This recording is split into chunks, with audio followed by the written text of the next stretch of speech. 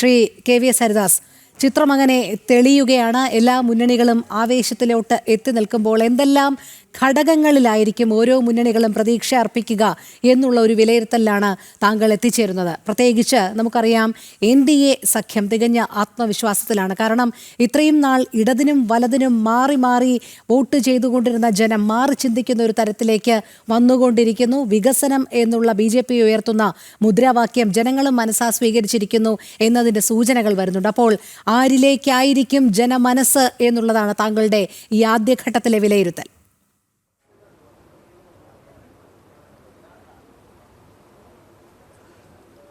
മാറാത്തത് മാറും എന്നത് തന്നെയാണ് ദേശീയ ജനാധിപത്യ സഖ്യം മുന്നോട്ട് വച്ചിട്ടുള്ള പ്രധാനപ്പെട്ട മുദ്രാവാക്യം.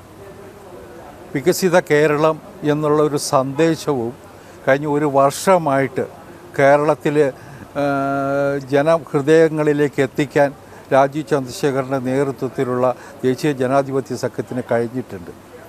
ഈ രണ്ട് പ്രധാനപ്പെട്ട മുദ്രാവാക്യങ്ങൾ ഉയർത്തിക്കൊണ്ടാണ് ഇത്തവണ NDA തെരഞ്ഞെടുപ്പ് പന്താവിലേക്ക് കടന്നു വരുന്നത്. ഏതാണ്ട് സ്ഥാനാർത്ഥികളെ മുഴുവൻ പ്രഖ്യാപിച്ചു കഴിഞ്ഞു. തിങ്കളാഴ്ചയോടുകൂടി എല്ലാവരും നാമനിർദ്ദേശ പത്രിക സമർപ്പിക്കും. ഇവിടെ ഒരു കാര്യം കൂടി ശ്രദ്ധിക്കേണ്ടതുണ്ട്. സാധാരണ കേരളത്തിൽ ഓരോ തെരഞ്ഞെടുപ്പിലും ഒരു തവണ UDFനെ ജയിപ്പിക്കും, അടുത്ത തവണ UDFൻ്റെ ഭരണം സഹിക്കാനാവാതെ വരുമ്പോൾ LDFന് വോട്ട് ചെയ്യും, തിരിച്ച് ചെയ്യും. അങ്ങനെ ഒരു കീഴ്വഴക്കം കേരളത്തിലുണ്ട്. ഇത്തവണ ആ കീഴ്വഴക്കവും ലംഘിക്കപ്പെടാൻ പോവുകയാണ്.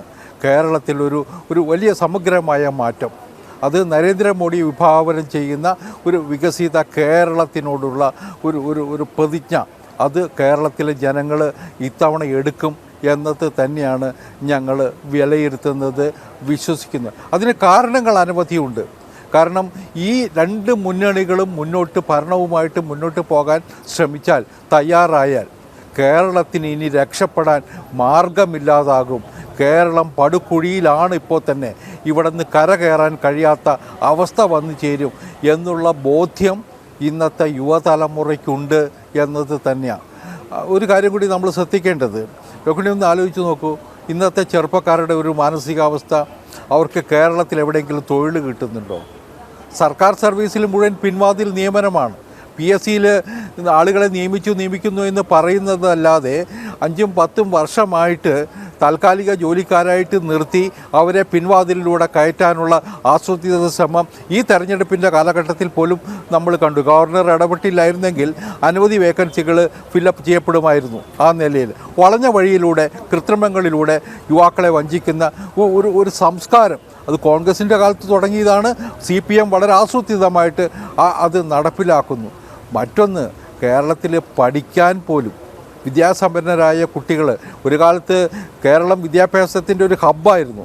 ഇന്ന് ഇവിടുത്തെ എഞ്ചിനീയറിംഗ് കോളേജുകൾ മുഴുവൻ പൂട്ടി. പല പ്രൊഫഷണൽ കോളേജുകളും പ്രതിസന്ധിയുടെ വക്കിലാണ്.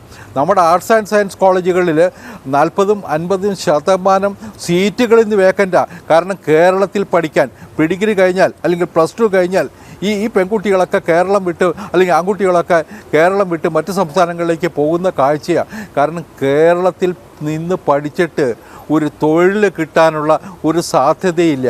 യഥാസമയം പരീക്ഷകൾ നടക്കപ്പെടുമെന്ന് ഉറപ്പില്ല. ഇത്തരം ഒരു സാഹചര്യത്തിൽ ഇവരൊക്കെ കേരളത്തെ കൈയൊഴിയുന്നൊരു കാഴ്ച. അവർ ബാംഗ്ലൂരിലേക്ക് പോകുന്നു, ചെന്നൈയിലേക്ക് പോകുന്നു, ഹൈദരാബാദിലേക്ക് പോകുന്നു, പല ഭാഗത്തും ഡൽഹിയിലേക്ക് പോകുന്നു. ഈ നിലയിൽ പ്രതീക്ഷ നഷ്ടപ്പെട്ട, പ്രതീക്ഷ മുഴുവൻ തകർന്നടിഞ്ഞ ഒരു യുവ സമൂഹത്തെയാണ് ഇന്ന് കേരളത്തിൽ കാണുന്നത്.